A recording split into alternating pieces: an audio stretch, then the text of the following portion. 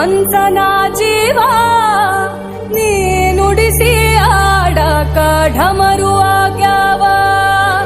ಯಾಕ ಶಿವಲಿಂಗ ನಡೆಸುತ್ತಿ ಹಿಂಗ, ಏನೇನೂ ಇಲ್ಲಯ್ಯ ನಮ್ಮ ಕೈಯಾಗ.